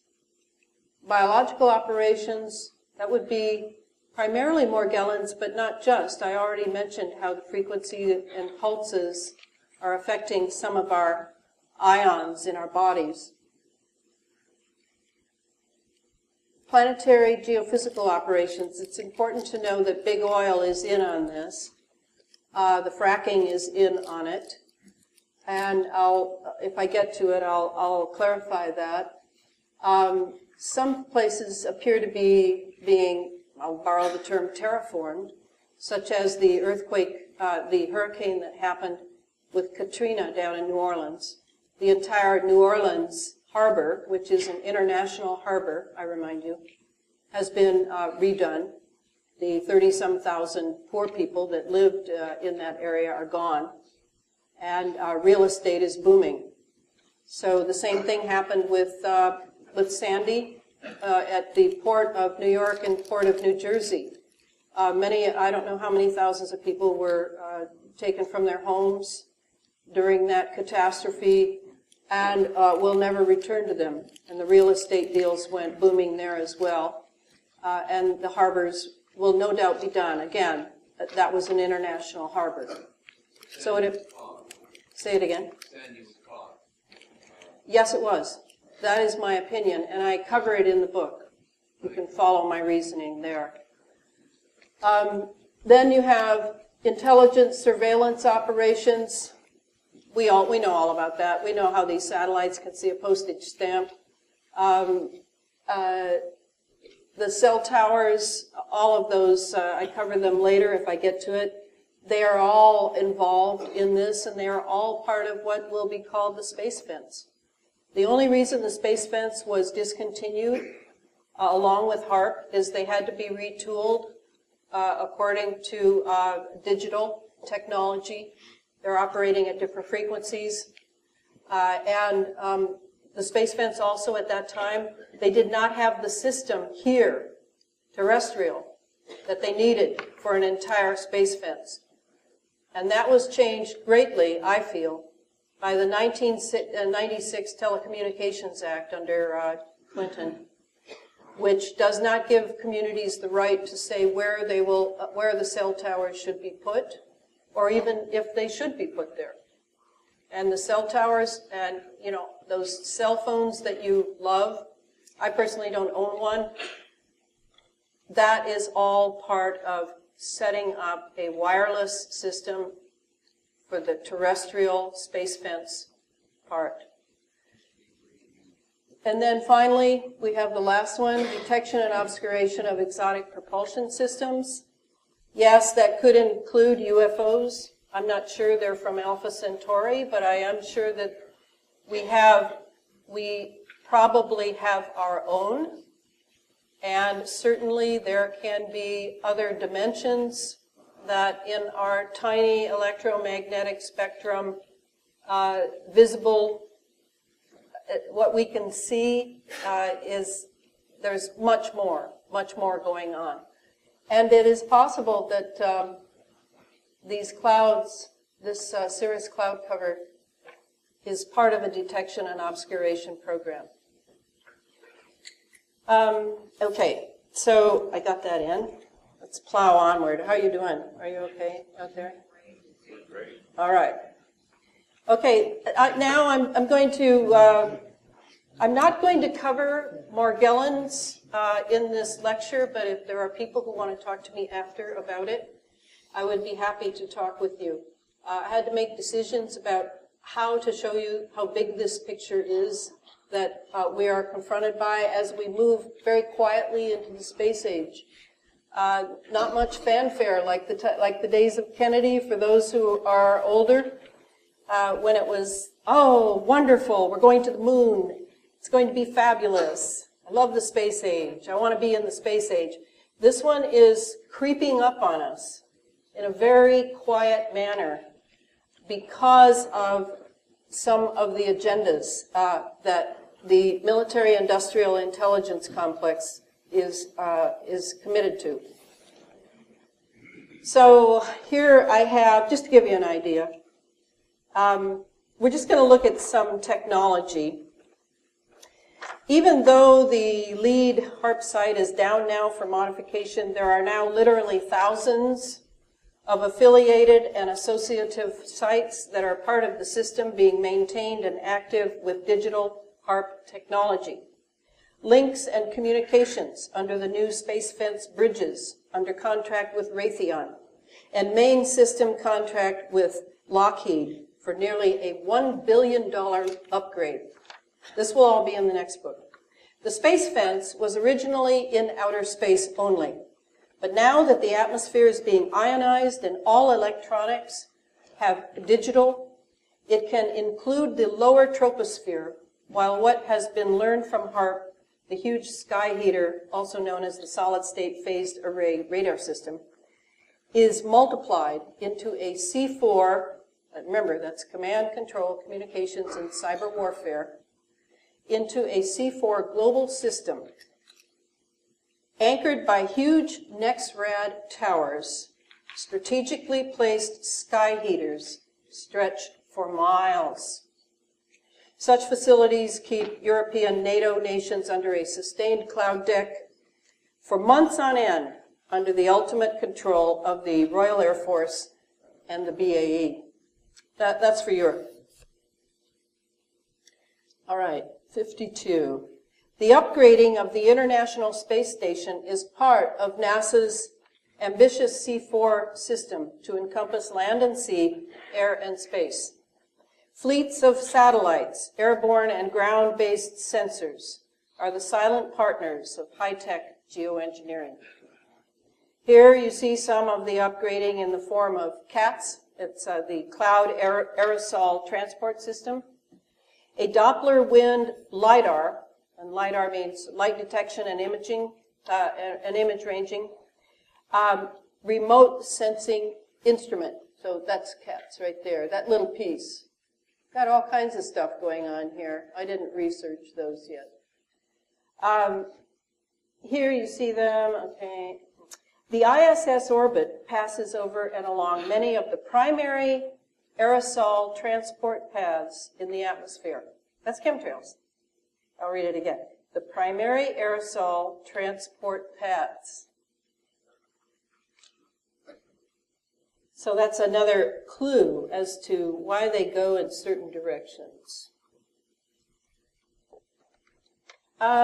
This demonstration and science experiment, DSX, is a fundamental science research mission advancing technologies that enable medium Earth orbit spaceflight. I'm not going to go into that. We'll speed ahead here. Just to give you an idea.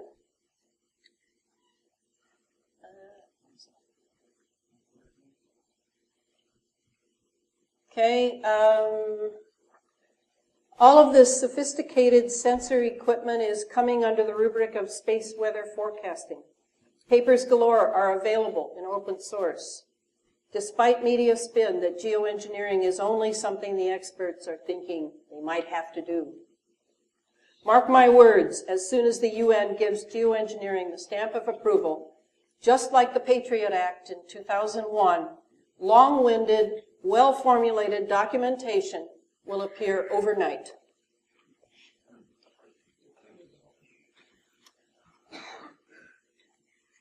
HARP's new agenda, a wind tunnel mitigation system for the Van Allen radiation belts.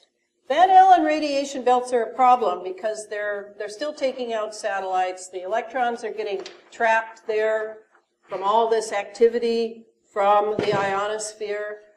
And so they're desperately trying to find some sort of instruments that can mitigate that. So here I have the space radiation environment presents a significant impediment to both human and robotic exploration and development of space. The Earth's magnetic field traps high-energy charged particles generated by cosmic rays, solar storms, and other processes forming the Van Allen belts. The high fluxes of energetic particles in the radiation belts will rapidly damage electronic and biological systems in these regions unless extraordinary and expensive measures are taken to harden or shield against these particles. Even with hardening measures, the lifetime and reliability of space systems is often limited by the steady degradation caused by very energetic particles. In that, note two things. Note the heated region and the injected waves. This to me is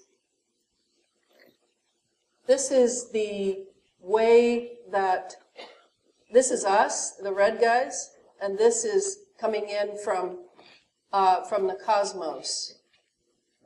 So we are heating with ionospheric heaters, and we are injecting waves by having the radio frequencies zap the trails of conductive metals. That's how we do it. Okay. Is this good? I don't think it's good. I think, and that's a good question, because they say that they're mitigating, they're mitigating what they already did to the ionosphere. The ionosphere has big holes blown in it. The magnetosphere is unstable. The poles are shifting, but at a slow rate, yeah, but that happens naturally as well. So how are we to read these signs? Well, the military appears to be taking it very seriously because many of the instruments that they're coming up with, that they're announcing to the public this year, are all mitigating. Looks to me like mitigating the damage already done. In fact, the cirrus cloud cover argument that it's an albedo effect, that they're actually coating us with artificial clouds in order to reflect back into the cosmos the warming that we're undergoing. Well, unfortunately, there's just big holes in that too, because according to William Cotton, whom I quote him on radio shows all the time, William Cotton says, he's a cloud physicist, he says that the worst thing you can do to mitigate global warming is to lay a cirrus cloud cover over the Earth, because the cirrus clouds will act as an incubator and really promulgate global warming. So we know that's false. It's patently false that this is an albedo effect. There is another agenda going on. It's actually filed in the patents that it's done for global warming. To produce global warming. Then there's the methane release. This is another fallout of the ocean's warming. We're concerned about the methane eruption from the ocean floor. And Project Lucy is coming to the aid of that. And here we have a really good picture of what interferometry looks like. Two rays crossing each other. Oh, thanks. Okay, thanks. So again, this is a mitigating effort with the Project Lucy. Now I'll quickly just go through, these are some HARP instruments. Here's the sea-based X-band radar. We have sensors everywhere. They're laid out across the land, usually like fences. They look like fences. Here's an X-rad. Here's a NextRad in Asia, just to show that they're all over the place. Here's NextRads in the United States, across the United States. NextRad stands for Next Generation Radar, by the way, sorry. Here's the ground wave emergency network, the Gwen towers from the 80s that have been retooled. Here's the Gwen towers across the United States, approximately every 220 miles. Here's the cell towers that help you call your friends and family. Here's the disguised cell towers as pine trees, cacti, and church steeples. Here's the wind farms that are being pulsed to produce wind tunnels that serve to work with fracking, believe it or not. The fracking and the wind and these devices work together. And I'm sorry, I can't go into detail, but I will in the next book. Here we have fiber optic cable under the sea. If you're wondering what's happening with the whales, just think of Navy sonar experiments and fiber optics. Here is a hydroacoustic data. I want to read what I have on this, and then I'm supposed to be quiet at 9 o'clock so you can ask questions. That's fine with me. I'm going at a tremendous pace here. The top graphic is from Rev. Michelle Hopkins, December 27, 2012, YouTube, entitled HARP Massive TTAs Discovered on Secret Island and Seafloor Causing 2 Earthquakes. The smaller graphic is from the U.S. Air Force Technical Applications Center of the Ascension Island Hydroacoustic Data System, otherwise known as HIDAS. The hydroacoustic data acquisition system is comprised of underwater sensor systems linked to shore activities with undersea data transmission cables and shore-based computers for data storage and transmission to a variety of places around the world picking up that data. So we have that there, and you can see that in that top one, this torpedo-looking thing, that is a ray going out. That is radio frequency going up here. And what actually Rev. Michelle talks about is how it affected the weather systems rolling in to Europe at that time. So these are all over the place. This one is a diamond shape and it's underwater. Most of them are terrestrial, or else in space. Let me see what else, just to make sure I'm not passing up something absolutely essential. No. Jim Creek Naval Station, yet another one, Super Darn. Remember the Virginia Tech shooting? Here's Super Darn. This is what they look like. These are the fence light. This is a gravity wave. We talked about the ground waves or gravity waves. This is a scalar wave. Why it showed up in the sky, which is very fortuitous, somebody caught it. Usually it's traveling underground or in the sea, is probably because it's following trails laid by chemtrails loaded with particulates. That would be my guess. That's only a guess. Burns Air Force Station, space fence. Wollonga, South Australia, space fence. And Japan, Misawa, Japan, space fence. Acidification, fracking of water, soil moisture. We're seeing various unidentified exotic propulsion systems. Here's the Aurora. It's been sighted behind cloud cover. Here's another one. I don't know what it is. Here's another one, Pegasus. I have not seen this one.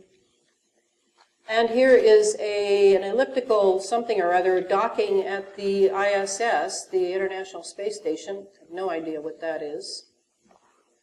Here it looks like UFO fleet, and it goes nuts on the web, but I think my preference is Occam's razor, which is, don't throw out the simplicity until you're sure it doesn't work anymore.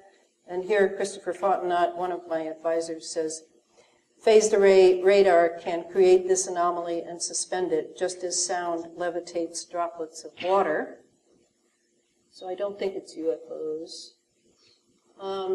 This, I don't know. I have some thoughts. Here's something quite interesting. You may have seen it, you may not. Let's just look at it, and then I'll have to phase out.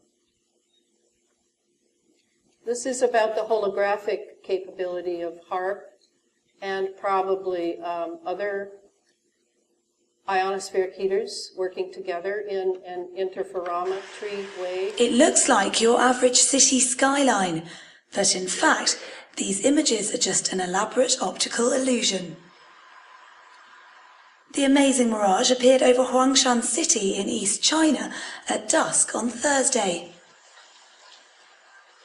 Following a heavy downpour, the spectacular images of mountains, buildings and trees appeared in the thin mist above the Shinan River.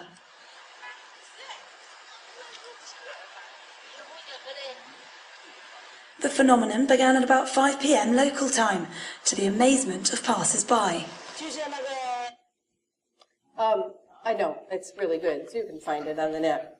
But holographic, what are we going to see? Are we going to see an alien assault in the sky? Going to see some godlike being arrive to save us? Here's directed energy weapons and what they can do to the human body.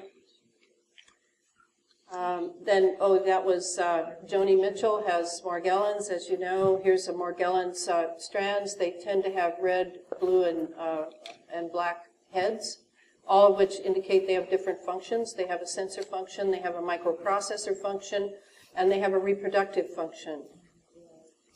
So I heard that, is she out of the hospital? Did anybody hear? Here is a particle accelerator. Pretty tiny. It can be even tinier and then broadcast into the sky and we all inhale it. Then we had the mind control, climate mafia,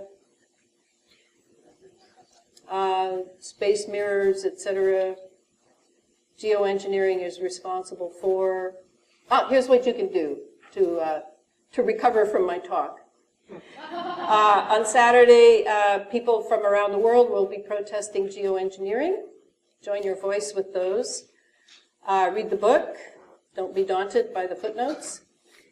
Join reputable Facebook and blog sites dedicated to keeping people apprised of analysis and breaking news. Turn off the television and read. Learn to discern information from disinformation. Think. Invite people to your home to study and discuss. Research, heal yourself of cognitive dissonance and helplessness. We battle for a human and humane future. Not cyborgs, not transhumanism. Generations to come depend upon us, on our wakefulness, while forces arrayed against us seek to keep us asleep or depressed. There's the Global March. And there's me. The only person in my whole town that waved a sign last year. And my friend Tani came up and joined me so I wouldn't be totally alone. That's it. We can have questions and answers and all.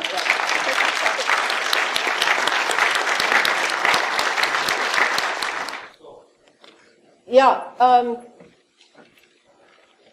diet. That's what I'm doing. I don't think it's that simple, but I've followed a particular diet for 45 years now, and I haven't been to a doctor since I was 13, I think. It works well. I keep my blood alkaline, not entirely alkaline, but balanced in that way. Acidity, the Morgellons, the cross-domain bacteria, which I have in me, and my guess is you're in a NATO country, so you have it in you. It thrives on acidity. And as far as my potassium levels, etc., I eat whole foods. I eat only organic, except when I go out for a delicious meal with friends now and then. I eat whole grains. I don't eat much bread. I'm just giving you an idea. I'm not saying it's the only diet in town, but diet is very powerful. I'm living proof of it. Everything works. Nothing hurts yet. I'm still walking and talking, obviously. So that's the best I can do. Yeah. Yes, sir. Oh, yeah. Well, let me do her first because she was. Thanks.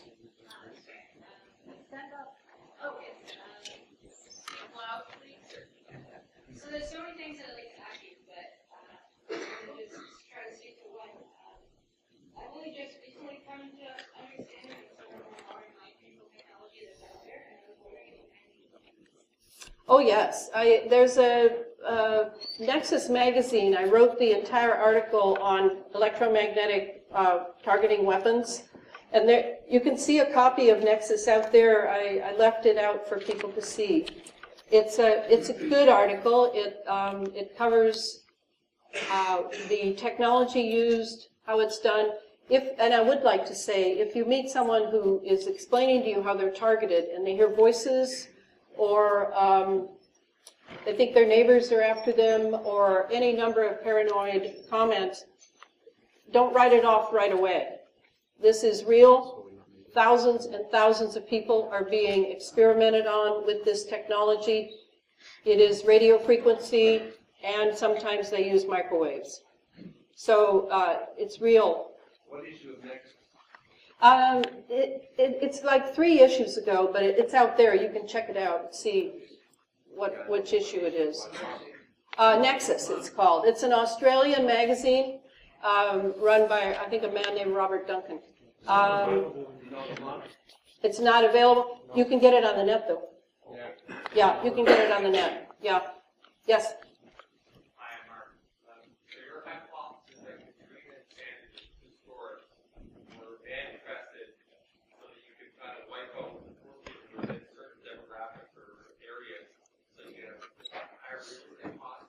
Well, I cover that in the book, and it's better to read a longer account of it, but disaster capitalism was popularized by Naomi Klein in her book, The Shock Doctrine, several years ago. She's a Yale graduate. She's a really bright young woman.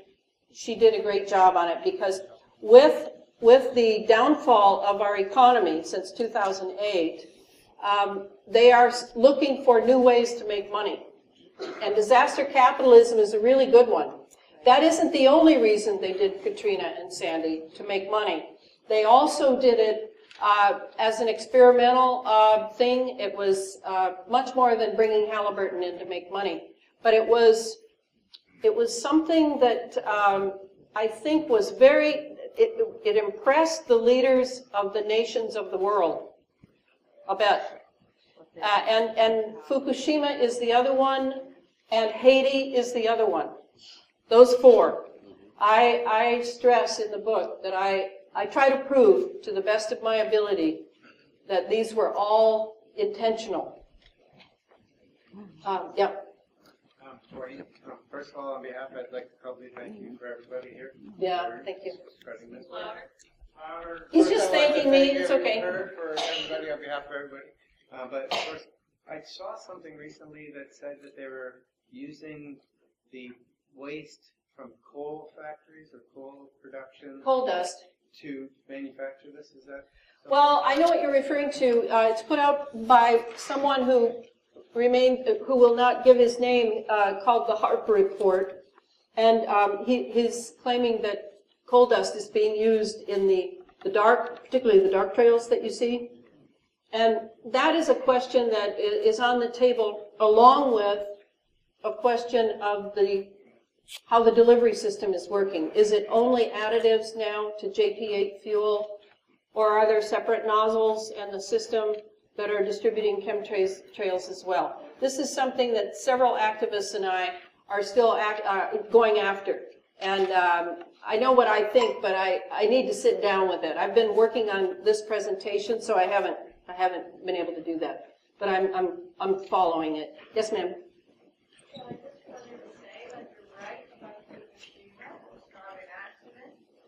Also on Monday at this university will be giving a free lecture on how to deal with the contamination and the fallout in your food from Fukushima. So there are posters out there if you're interested. You can see me after. Very good. Absolutely right. Very good. Who did it and how. It's a horror. Yes, sir. Hi, Colin. Just wanted to thank you. So the first time I've been to a presentation like this, it was excellent. You spoke about ELF, the Project Bluebeam, for those, you were talking about the holograph and stuff. Right. You talked about scalar waves and stuff. To me, it seems like this is all based on Nikola Tesla's technology. Is that correct? Mm-hmm. Yes, and I would also, if you want to look at scalar technology, I would read Tom Bearden. Tom Bearden's very good. There have been a lot of false rumors passed about Tom Bearden, but to me, he's the best. Yeah, it's a new technology. I don't know that it's new, but it is hidden technology, and it is used very much in this, and it is Tesla. Yeah. Yes, sir. Hi, yes, my name's Kevin. Thanks a lot for speaking here tonight. And I was wondering if you could recommend a website, or is there a website that exists that we can map these chemtrails? We could log in and say, you know, these were cited here on this date, this time. There are so many. There are so many now. I mean, Bye Bye Blue Sky is putting things up right here in your own town. That's Suzanne's site. And there are many people who are doing fabulous observations. They just don't have the language yet. I mean, we're having to reinvent the wheel here, right? Because it's a secret program. It's a national security program. We're left on our own, so I don't mind that. But we need to, therefore, use describers well when we're logging weather. Like longitude, latitude, where did it happen? What were the patterns you saw in the chemical clouds? How much natural do you think there was? I mean, you know, analysis, that's all. That's the helpful thing. Yeah, thank you. Yes? Hi, everybody. My name is Cindy, and I don't know about anybody else, but I like getting pissed off. Like, we are, like, as a species, we are, like, so passive-aggressive. I mean, it's like, first of all, I just want to thank you so much for this. It's like there's, like, 3.3 million people here in Toronto. And last year, I feel like crying. It was like, last year we only had, like, 30 people at the march. And this year, you know, like, with all these people here, and if we all brought 10 people, we started going down to the mayor's office, started doing something like they did in California, maybe something could start to happen. Like right now, all this information is great, and this, as sad as it is, it's going to take a revolution, like in France, where people got up in the streets and they started to march. Because right now, nothing's going to change unless we get up there and start making some demands. I called the Transport Canada, and I said to them, I said, how, do you check all the planes that go out there? It says, well, as long as they have a pilot license and as long as, you know, it looks like they got credentials, we don't check what's underneath the hood.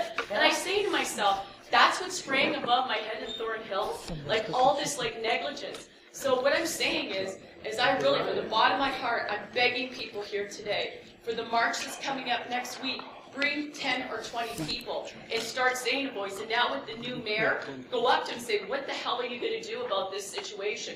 Because it's only by force and the number of people that things are going to change. And I'm wondering if you could speak to that. Yeah, I mean...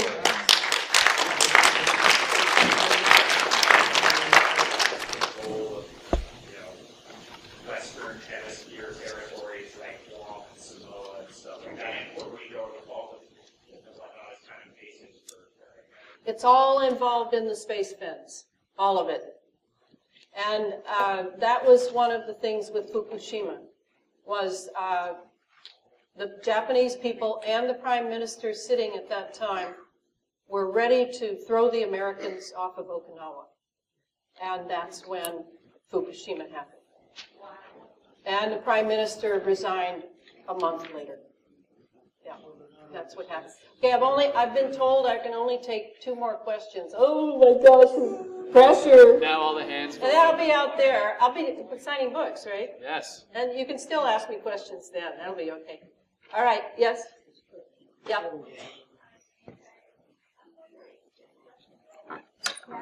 Russia involved?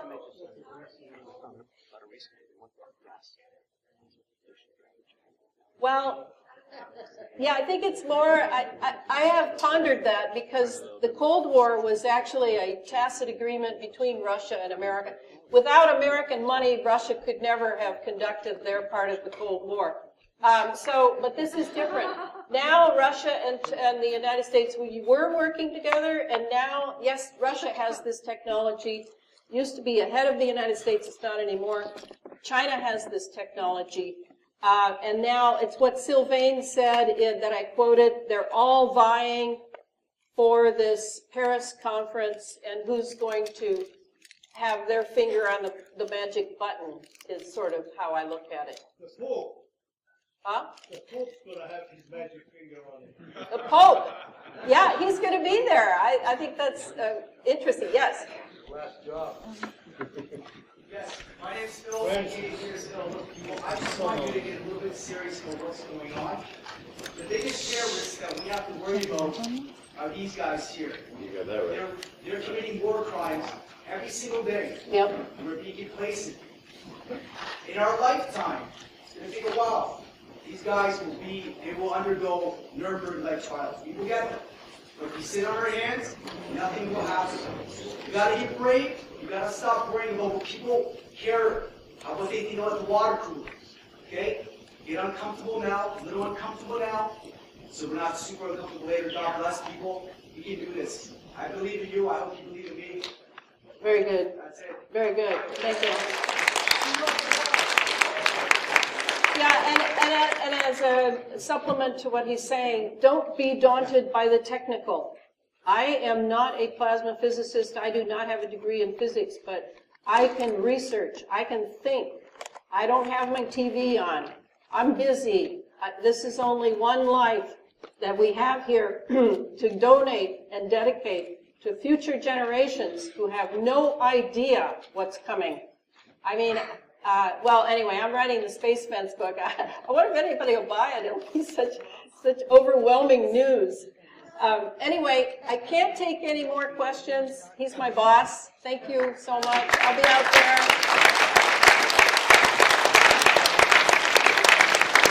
Signing books out in the lobby for anybody who's interested in having their book signed.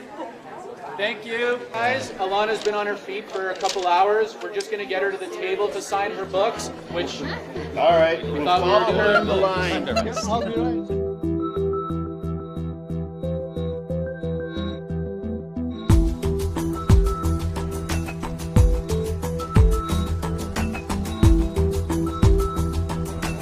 Thank you very much.